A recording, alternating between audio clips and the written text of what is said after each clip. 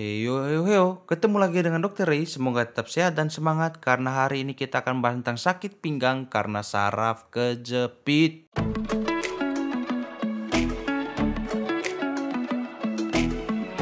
Kita mulai dulu untuk mengenal organ saraf kita. Jangan sampai sakit pinggang sedikit kita langsung bilang kejepit.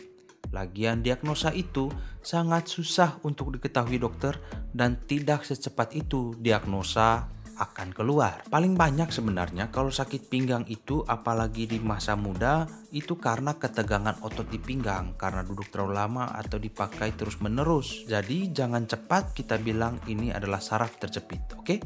Kita mengerti itu dulu. Sistem saraf kita dibagi menjadi dua. Saraf pusat dan saraf perifer atau di ujung-ujung pinggir-pinggiran. Kalau yang pusat adalah otak dan tulang belakang kita. Namanya itu medula spinalis. Bukan sumsum tulang belakang ya. Itu beda. Kalau sumsum tulang belakang untuk pembentukan darah. Tapi yang kita bicarakan hari ini adalah medula spinalis yang berada di dekat tulang belakang. Nah, seperti ini gambarnya. Cara kerjanya kira-kira seperti ini. Otak memerintahkan jempol kaki untuk bergerak.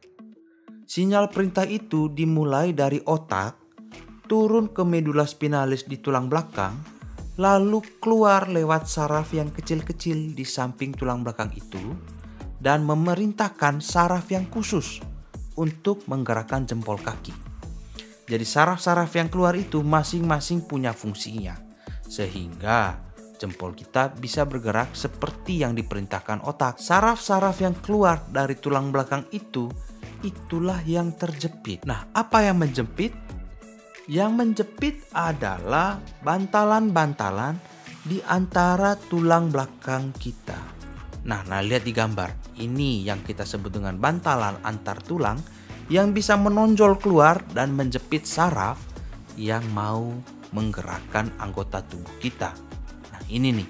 Ini rasa sakit yang kita rasakan karena ini. Saraf ini berfungsi untuk menggerakkan fungsi motorik, untuk merasakan fungsi sensorik, atau juga ada fungsi otonom, misalnya untuk berkemih dan BAB. Kalau saraf ini tersentuh-sentuh saja, itu rasa sakitnya luar biasa. Kalau dia terjepit, malah sakit itu akan berkurang.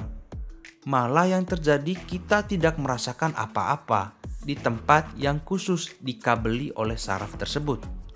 Lama-kelamaan, fungsi motorik atau bergerak juga akan hilang, maka kita akan menjadi lumpuh. Pada tingkat lanjut juga, dia juga bisa mempengaruhi kinerja jantung dan paru-parunya. Rasa sakit karena saraf kejepit ini sifatnya itu menjalar dari tempat dia terjepit sampai ke area-area yang dia kabeli. Misalnya, kalau saraf yang keluar dari leher kita, itu tugasnya untuk menggerakkan dan merasakan apa yang terjadi di tangan.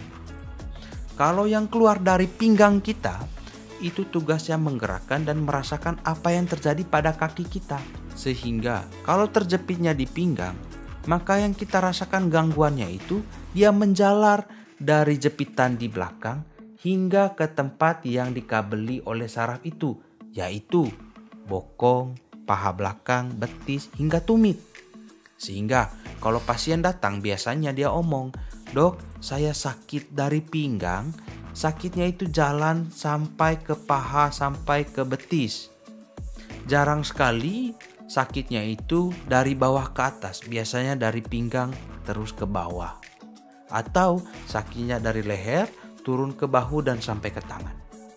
Itu ciri khasnya. Penyebab paling sering adalah posisi yang salah dalam jangka waktu yang lama. Misalnya kita membungkuk terlalu lama atau duduk terlalu lama. Misalnya seperti pada dokter gigi, dia membungkuk saat dia memperbaiki gigi kita.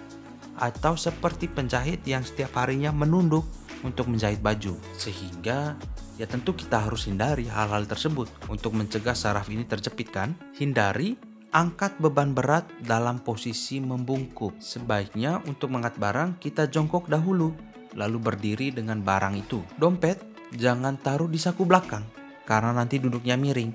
dan akan mempengaruhi bantalan-bantalan yang ada di antara tulang belakang tersebut. Hati-hati juga untuk teman-teman yang olahraganya angkat beban.